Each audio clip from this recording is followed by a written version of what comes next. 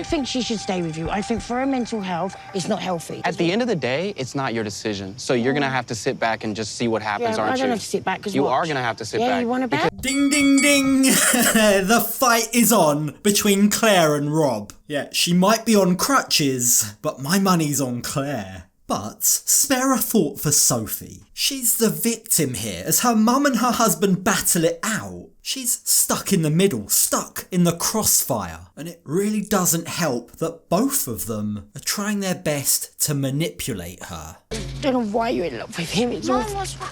No, because you're never going to be happy. Like, why can't you just fall out of love with him? He's a horrible man. Horrible disgrace.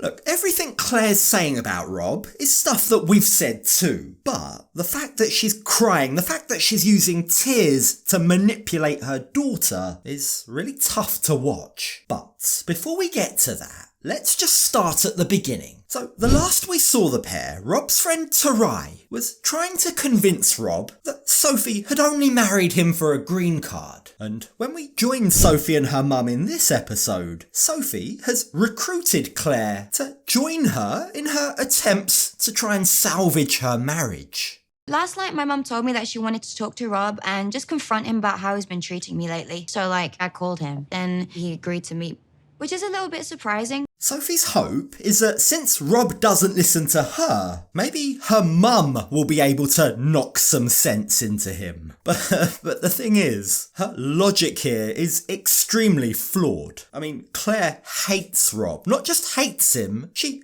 hates him with a passion. Yeah, the chances of her being able to get through to him without turning this into an all-out war are pretty slim. And it doesn't help that she's already riled up when Sophie informs her Tarai has accused her of only being here for a green card.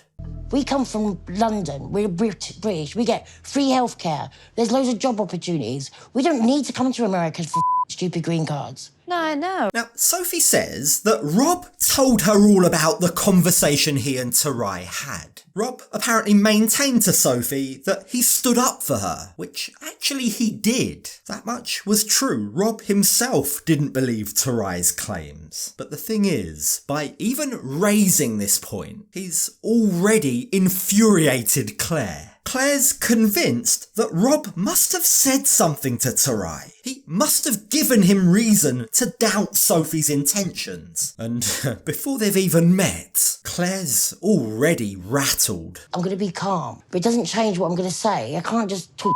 I've got to say the truth, like how bad he's treated you, what I've seen, what I've witnessed. I'm gonna stay calm, Claire says. Remember she says that, because that becomes very important later on.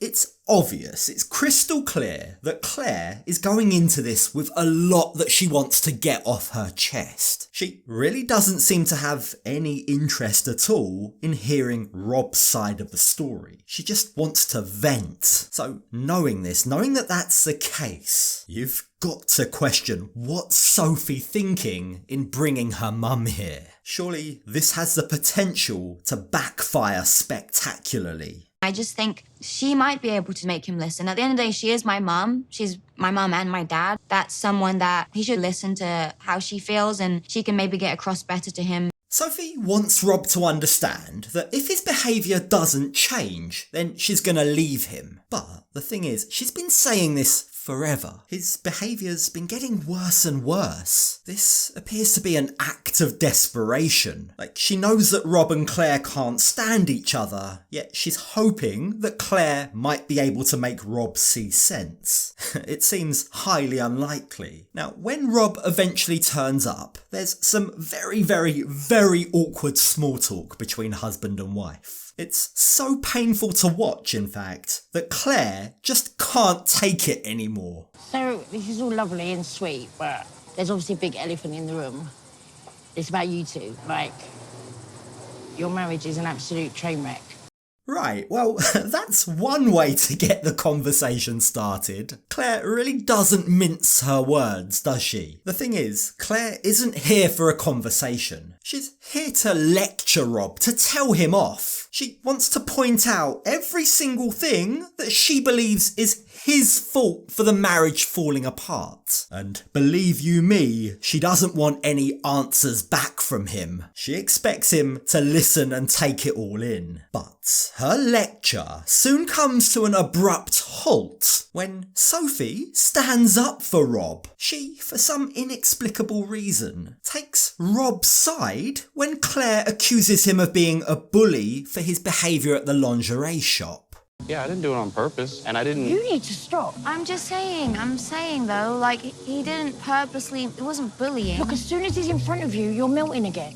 Claire's shocked. She really can't believe that Sophie is standing up to her. Why is she still taking Rob's side after everything that he's put her through, she asks. In fact, to the camera crew, Claire expresses her dismay at why Sophie can't just turn off her love for Rob. Why does she still love him, she asks. And just to make matters even worse, it soon becomes clear that Rob didn't get the memo that he's not allowed to talk at this meeting. He tries to defend himself. He says he didn't do it on purpose. He expresses his desire that he and Sophie can work it out. I just need her to not distance herself, he says. Only him saying this only triggers Claire even more.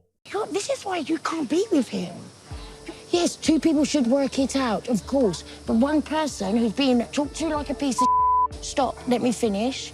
Now, Claire's view here is that Rob trying to work it out, as he says, is just a manipulation tactic. It's his way of guilt-tripping Sophie into coming back to live with him. But, Claire says, when she does come back, Rob never does anything to actually address his behaviour. He's all too happy to blame Sophie for the breakdown of their marriage. He says it's her fault for being distant from him, but he is never willing to change, Claire says. Sophie just needs to walk away. This marriage needs to be over. Which, as you can imagine, Rob takes issue with. I'm trying to work things out with my wife here, and you just want her to walk away. You're a horrible, nasty person to my daughter. I mean, I can only be this good and this nice for so long. Look, one thing to say here is that Rob actually deserves some credit for keeping his temper in check for so long. Claire's really not making it easy for him. Like, she doesn't even let Sophie speak. She's really making this all about her. And it actually gets so bad that Sophie is forced to raise her voice and tell her mum to let her speak.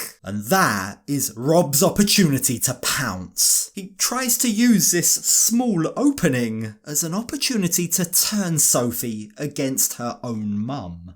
If you don't want to be here, then why are Shut you your here? mouth, because I'm here for my daughter.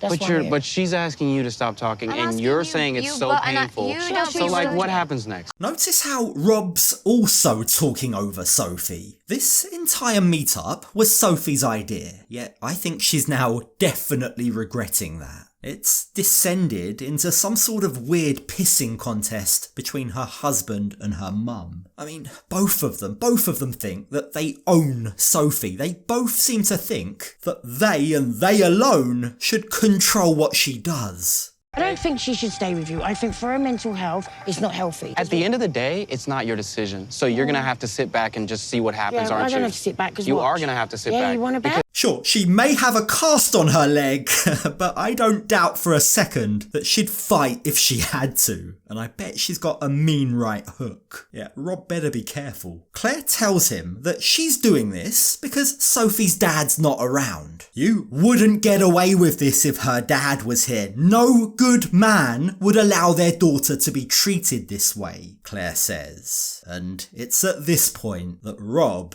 really can't help himself. I don't know how many good men you've been around, so I don't think you have none. the best. That's why I've got an experience. None. So how the hell do you know what a decent guy is? Okay, you're being rude. How would... Because he is rude. She's being nothing I but know, and rude to I'm me. shut. Look, I'm on Rob's side here, and believe me, I feel dirty just saying those words. But on this occasion, Claire's the one at fault. She's the one that's been pushing Rob all evening. She's gone out of her way to provoke him. Now, was it a nasty thing for him to say? Yes, it was. But has she been rude and nasty about him all night? Well, yes, she has. Now, keep in mind, while all of this is going on, it's Sophie who's the real victim. victim. She's the one caught in the middle here. She desperately tries to diffuse the situation, but she's walking a tightrope. You see, she doesn't want to go against her husband, but she also doesn't want to go against her mum. And that's the problem. For Claire, the fact that Sophie doesn't have her back means she's had all she can take for tonight. You're I an start saying some absolute rude Grace, I literally need to go. I can't sit okay, anymore. right, you go, because it's getting too much. You are the most biggest gaslighter twat I've ever met in my life. Stop, Mom. No, I hate him. Stop. I hate him. Stop, Mum, Sophie says in desperation. But it's